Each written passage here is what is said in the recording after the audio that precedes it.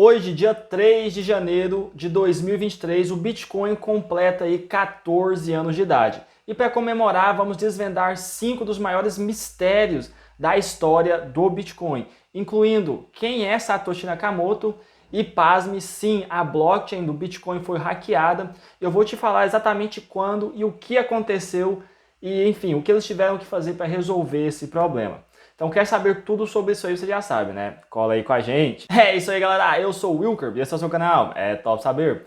E como sempre, já se inscreve no canal, ative todas as notificações para ficar por dentro de tudo que é Top Saber. Mas hoje vamos falar sobre 5 grandes mistérios e desvendar aí todas essas informações para você. Então, para começar aqui, vamos começar literalmente do início, né? Do bloco Gênesis. Então, o que é o bloco Gênesis? Basicamente, o bloco Gênesis no mercado de criptomoedas se refere ao primeiro bloco que foi minerado em uma rede blockchain, né? Então, no caso do Bitcoin, o seu bloco Gênesis aconteceu dia 3 de janeiro de 2009. Então, tudo leva a entender, né, que Gênesis é um termo que foi usado como referência do termo bíblico, né, onde Gênesis vem do início, né? Então, o início de uma corrente, o início da blockchain do Bitcoin. E tem um outro fator aí também que vale ressaltar, que quando Deus estava criando o mundo, ele levou 6 dias para criar o mundo e no 7º dia ele descansou. E da mesma forma aconteceu com o Bitcoin. Então, o bloco Gênesis foi minerado no dia 3 de janeiro de 2009 e somente 6 dias depois o segundo bloco foi minerado. Agora, essa informação aqui vai te deixar com os cabelos em pés. Vamos falar sobre quem é Satoshi Nakamoto. E, é claro, não tem nenhuma informação exata falando quem é ele, mas nós temos aqui algumas informações bem interessantes, com algumas pistas de quem é e o porquê o verdadeiro Satoshi Nakamoto não veio mais a público, né? Então nós temos esse artigo aqui, vou estar compartilhando com você todas essas informações, destrinchando no portal Top Saber, porque eu quero saber a sua investigação aprofundada nesse tópico, né?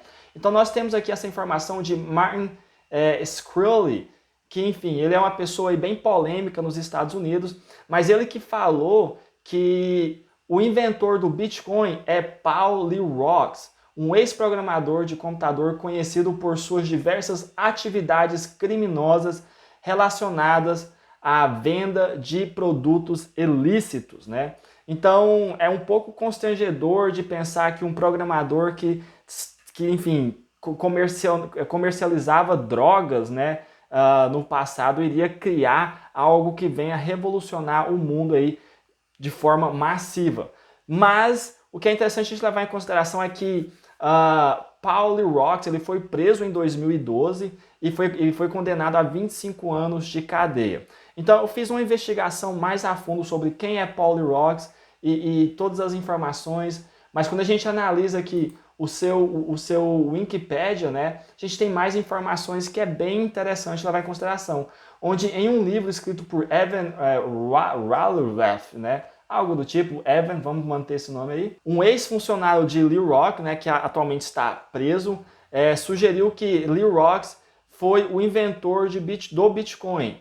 E o que é interessante aqui, que é o que eu estava falando, é que a prisão de Lee Rocks coincidiu mais ou menos ali no mesmo período da última publicação de Satoshi Nakamoto feito num repositório do Bitcoin. Então são algumas informações, alguns rastros aí, né, que leva a imaginar que Lee Rocks pode sim ser o criador do Bitcoin, onde ele criou o Bitcoin para fazer essas movimentações ilícitas, que no início, sim, o Bitcoin era muito utilizado para isso, mas depois ele foi criando a sua vida própria, né? Na medida que a comunidade foi crescendo, foi surgindo outras criptomoedas com maior anonimato, porque o Bitcoin ele é um livro aberto, então onde essas atividades começaram a ser tomadas ali na Monero, Zcash, criptomoedas de privacidade, e o Bitcoin se tornou mais uma reserva de valor. Mas tudo leva a acreditar que sim, esse foi o princípio do Bitcoin e o motivo no qual Satoshi Nakamoto não compartilhou mais nenhum repositório, não trouxe mais nenhuma informação sobre o próprio Bitcoin, é justamente porque ele está preso. Mas e aí, qual a sua opinião em relação a isso? Eu quero saber na seção de comentários. é o que você acha em relação a isso e se isso for verdade, se muda alguma coisa na sua forma de pensar sobre o Bitcoin.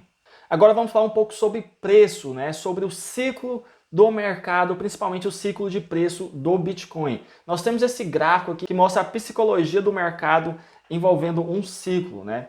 Então, como você já sabe, o ciclo do mercado acontece de 4 em 4 anos e aqui em 2023 nós estamos nesse ciclo aqui. Se você olhar essa temperatura, quando você está próximo do vermelho, ou no vermelho indica um cenário de queda, quando você está no amarelo, mais ou menos, e o verde, um cenário de valorização, um bull market, né? Se a gente for analisar dados históricos de 2000, no caso aqui, né, levando em consideração o preço atual, 2022 é um período de queda, onde o mercado está corrigindo. 2023 o mercado está aqui, ó, no fundo, que é o bottom, né? A gente vê virada de 2022 para 2023, é um cenário vermelho, começa a amarelar, fica verde aqui até o meio de 2023. Que isso aqui, esse período aqui seria a precificação do halving. Chegando para o final de 2023, a gente começa a ver o mercado corrigir, né? Final de 2023, queda.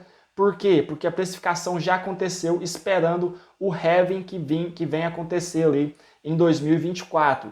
Então a gente fica ali mais mesmo andando de lado até meados, né, o meio de 2024, onde do meio para frente a gente ainda andando de lado, mas final de 2024 o mercado começa a esquentar bastante, começa a ver valorização, né? E aqui já nesse próximo ciclo, que é o ciclo do topo, né? Então início de 2025 a gente continua vendo essa alta ali até próximo do meio de 2025, onde a gente corrige, né? Fica andando de lado um período e aí vê essa maior valorização e esse foi o pico desse ciclo, onde a gente começa a corrigir, que seria 2026, um ano totalmente de queda, né? Correção 2026 ali, queda total, como foi 2022, até que a gente chega no fundo, né? No fundo do poço aqui, no final de 2023, no final de 2026 e 2027 o ciclo começa de novo. Então esse é o ciclo do mercado aqui, mostrando aqui a psicologia do mercado como um todo. E aí, você concorda com esse gráfico? Fez sentido para você?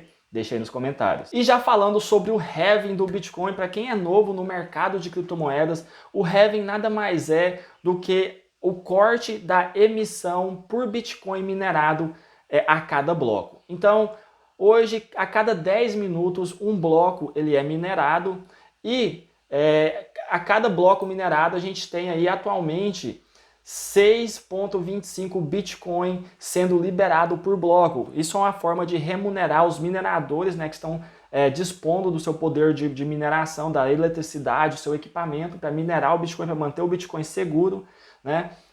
Então essa é uma forma de recompensa. Mas para manter essa escalabilidade do Bitcoin, para manter essa economia controlada, de 4 em 4 anos, ali a cada 210 mil blocos minerados, o Bitcoin passa por um evento que é chamado de halving, onde corta pela metade a emissão do Bitcoin. Então o primeiro bloco do Bitcoin foi minerado em 2009, onde 50 Bitcoins eram emitidos, né, por bloco, ou seja, a cada 10 minutos 50 novos Bitcoins eram minerados, né? 2012 cortou pela metade, ou seja, 25 Bitcoins por bloco. 2016 cortou pela metade, ou seja, 12,5 Bitcoins minerados por bloco. 2020 caiu para 6,25 e agora 2024 vai cortar pela metade para 3,125 aqui sendo minerado a cada 10 minutos. Então você vê que essa é a forma matemática com que o Bitcoin vai mantendo essa economia e se mantendo mantendo a sua inflação de forma controlada até que chegue o máximo de Bitcoin, que são 21 milhões de Bitcoin que vai existir em circulação ali até o ano 2145, se eu não me engano. Mas isso faz o Bitcoin um ativo superior a outros ativos, como por exemplo o ouro, que é um ativo físico, né? Ou seja, você tem que minerar lá, cavar a terra para achar ouro. Então é um ativo físico. Fiat, né, ou seja, a moeda fiduciária, o real, o dólar, ele é um ativo político, né? Então a gente confia nos governos para manter o valor desse ativo, para manter a relevância desse ativo. Já o Bitcoin, ele é um ativo matemático, né? Ninguém controla o Bitcoin porque ele é baseado na matemática, onde 1 mais 1 é 2 e está tudo certo. Se 1 mais 1 for 3, está errado e não procede, né? Não entra na blockchain do Bitcoin. Então, dessa forma, a gente confia no Bitcoin por ele ser um ativo altamente escasso e matemático. Beleza? E para finalizar aqui, mas não menos importante, vamos falar sobre isso mesmo, o hack do Bitcoin. Eu sei que todo mundo fala que o Bitcoin nunca foi hackeado, é o único ativo que nunca sofreu nenhum tipo de hack, e eu estou aqui para te provar o ao contrário, mas vamos falar sobre isso. Você deve se preocupar com essa informação como um todo, vamos analisar de forma bem mais detalhada. Então, em 2010, agosto de 2010, um hacker que não foi identificado, não sabemos quem ele é, mas ele encontrou uma vulnerabilidade nos códigos do Bitcoin, onde ele conseguiu imprimir 184 bilhões de Bitcoin ali do nada, né? Então ele simplesmente encontrou essa vulnerabilidade em 2 transações, ele criou 184 bilhões de Bitcoin, levando em consideração que o supply máximo, a quantidade máxima de Bitcoin é de 21 milhões, né? Então ele fez bastante Bitcoin ali do nada, né? Então isso aqui é bem interessante porque a gente vê na história do Bitcoin mesmo ele sendo o pai, sendo o rei, sendo o criptoativo mais seguro, ele sim sofreu, esse hack, que foi um período de aprendizado, levando em consideração que o Bitcoin foi lançado em 2009 e em 2010, apenas um ano depois, ele ainda estava engatinhando, ele sofreu essa vulnerabilidade que foi logo corrigida. E só para simplificar aqui, a gente tem esse thread aqui no Bitcoin Talk que mostra exatamente tudo o que aconteceu. Então, no bloco 74.638, um hacker conseguiu modificar, manipular os dados do Bitcoin e dessa forma imprimiu aqui 2 transações contendo aqui 92 bilhões de Bitcoin em cada uma dessas transações, né? Mas os desenvolvedores que observaram essa transação errônea aí, observaram algo errado com isso aí e já foi logo identificar o que estava acontecendo. Só para dar os créditos aqui, foi aqui Jeff Garzik, que é um dos desenvolvedores do Bitcoin aí, né? Que rapidamente analisou, observou esse erro e já compartilhou no Bitcoin Talk. Esse erro que foi dado o nome aqui de Overflow Bug, né, que é onde acontece quando os outputs do Bitcoin são maior do que o reconhecido, né? Então ele causa um overflow, né? Fica ali, congestiona a rede do Bitcoin, dessa forma quebrando ela e permitindo aí inserir novos Bitcoins, criar novos Bitcoins do nada. Então, para corrigir esse bug aí e deletar esses Bitcoins que foram criados do nada, eles fizeram um soft fork do Bitcoin, onde eles deletaram essa transação, basicamente reverteu essa transação e deram continuidade aí à rede do Bitcoin como se nada aconteceu. Então sim, o Bitcoin sofreu esse ataque, essa vulnerabilidade, que pode ser chamado de hack, teve um soft fork para corrigir e desde então tudo ocorreu 100% com o Bitcoin. Mas será que você deve se preocupar com esse hack? Eu acredito que não, porque hoje o Bitcoin já está em existência há 14 anos, né? E a rede é uma rede bem maior, bem mais forte, enfim, já foi testada pelo tempo, então acredito que hoje o Bitcoin não é o mesmo Bitcoin de 2010, né, dia 15 de agosto de 2010. Então eu particularmente não me preocuparia com esse hack e foi mais mesmo um aprendizado, né? Ainda bem que aconteceu em 2010, quando não tinha ninguém ali, o Bitcoin não tinha uma real usabilidade e estava mesmo ali a teste, né, vendo o que dava certo, o que precisava de ser melhorado e consequentemente aí melhoraram esse seu overflow aí para trazer essa segurança. Mas esses são 5 fatos bem interessantes sobre o Bitcoin.